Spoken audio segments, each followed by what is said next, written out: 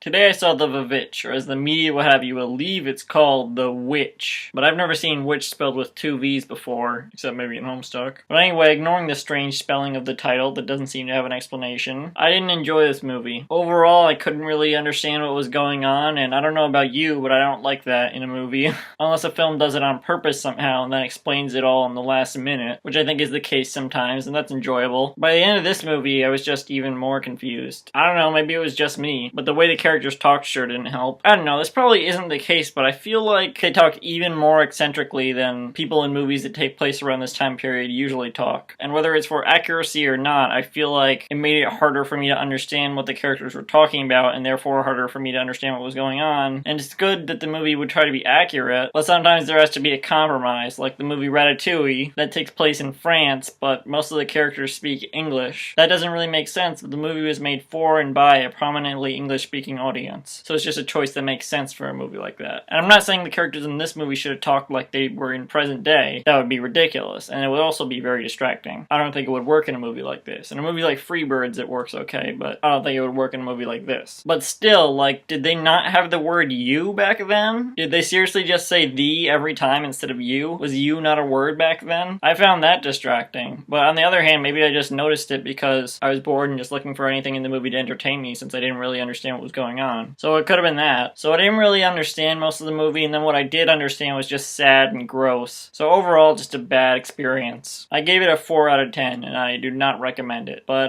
that's it, I guess, and tomorrow I might see Trolls.